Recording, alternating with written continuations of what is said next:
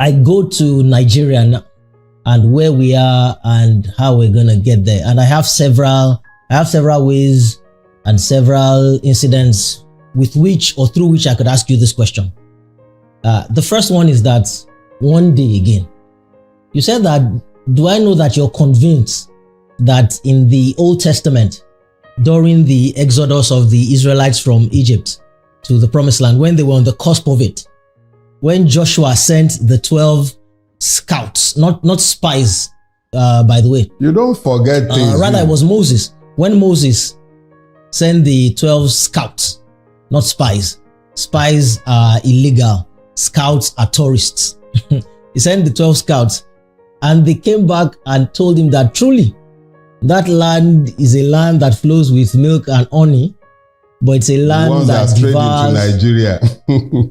Yes, you said you were convinced that it was Nigeria that they stumbled into, that it wasn't Canaan. That it's a land of milk and honey that devours its inhabitants. Where are we now? You know, I have told that anecdote a few times. And each time I have had occasion to tell that anecdote, it's been a very painful one to share. But it's a cautionary tale about the country called Nigeria. When Moses sent out the 12 spies, the ones that came back and said, oh, it's a land flowing with milk and honey, but that they found the descendants of Anak. It was the descendants of Anak in the land, and that next to them they were as grasshoppers. And I said those people merely strayed into Nigeria, because when you look at our country, Nigeria, you find a place that is unparalleled and incomparable to any other country in the world, unless you consider Congo, the Republic of the old Zaire. Nigeria is blessed with human and material resources incomparable. We have oil, we have gold, we have everything that should appertain to good life. The Nigerian has no business whatsoever with poverty. But look around us. Nigerians are living in multi-dimensional poverty. And the ruiners of the country, they are living like pashas. They are living the lives of kings and princes. But the people themselves are deliberately impoverished. So it is not out of place to compare Nigeria to that place that was described as consuming its inhabitants, because Nigeria is cannibalistic in the extreme. In recent days, you've heard the story of Okwama, where the soldiers were murdered by a few, and where the soldiers went back with reprisal attacks and leveled almost an entire community, killing indiscriminately. Lekki Toll Gate and the massacre that took place there in October 2020 is another good example of what we have become as a people. Earlier in the year, we were talking about Bokos in Plateau State, where people were killed on Christmas Day like flies. Nigeria is the only place where you find the government talking about repentant terrorists and absorbing them into the army. Nigeria is the only place that will be as rich as it is, and you see people desperately scooping hot food off boiling cauldrons, packing rice with sand. This is the country where the rulers were hiding palliatives meant for people during COVID. Everything about Nigeria is suggestive of the country that the spies entered, where it consumes, it devours. Those are the words. It devours. It's a land that devours its inhabitants.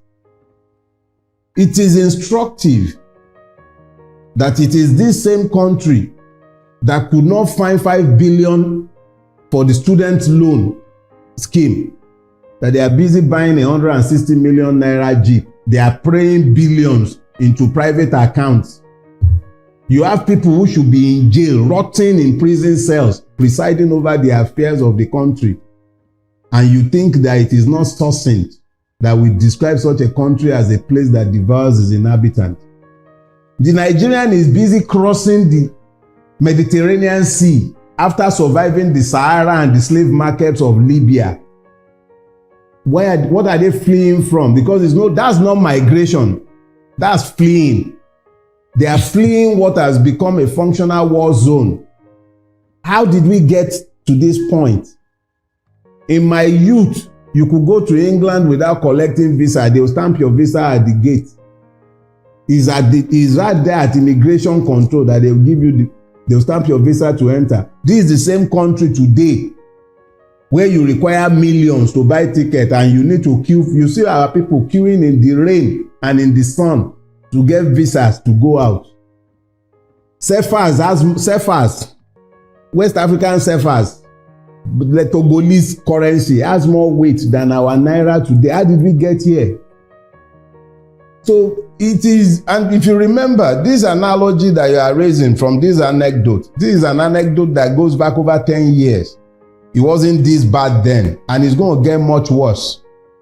So it's unfortunate that we are where we are, but this is where we are. And there is nothing about where we are that is suggestive of any immediate turnaround anytime soon.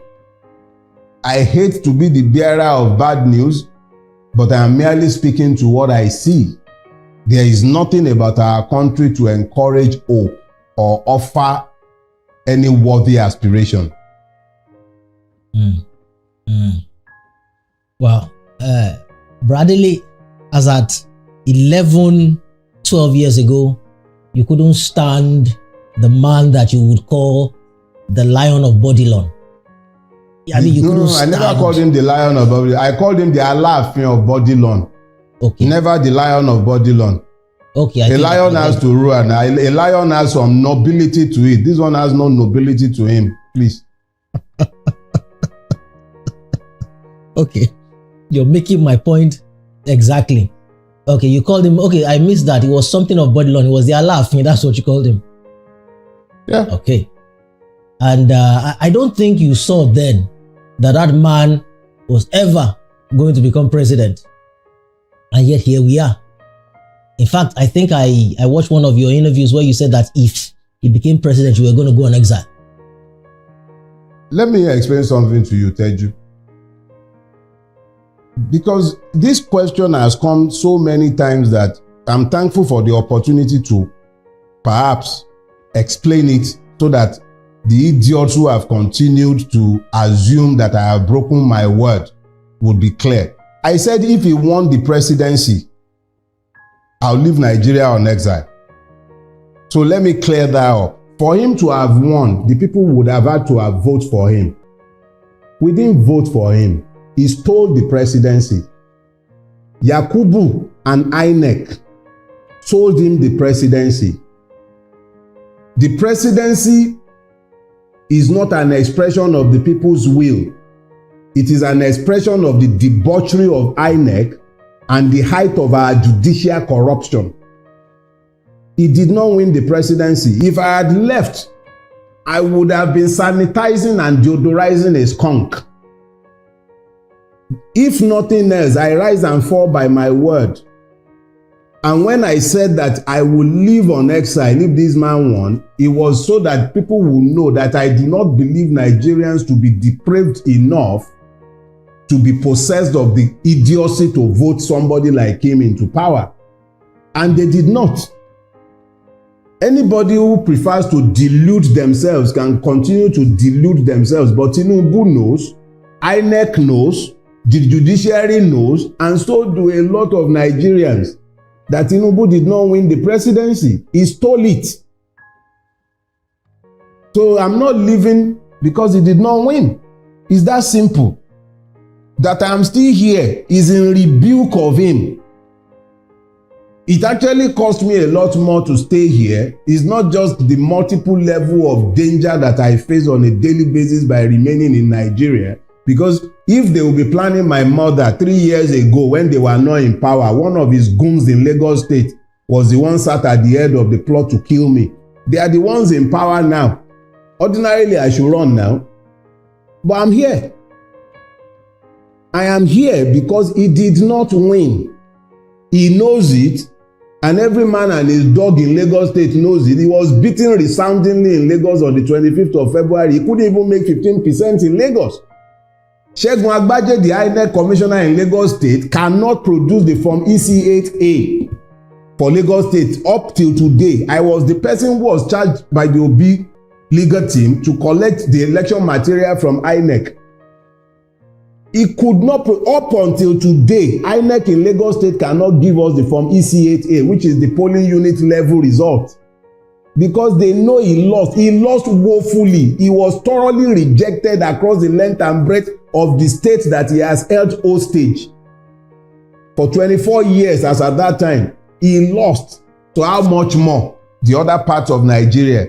Let them continue fooling themselves. He has snatched it, grabbed it, but he can't run with it. And that's why we are all in the mess that we are in today. So yeah, if he had won, if Nigerians had been foolish enough to have voted for him, I would have left. It wouldn't be because of him. It would be out of protest that I could be stuck with such evil people who would have found the grace to vote for somebody like him. But as I have said, they did not vote for him. They rejected him. He has forced himself on us, and we can't do much about that. But I'm not going to legitimize his stealing by leaving. He didn't win.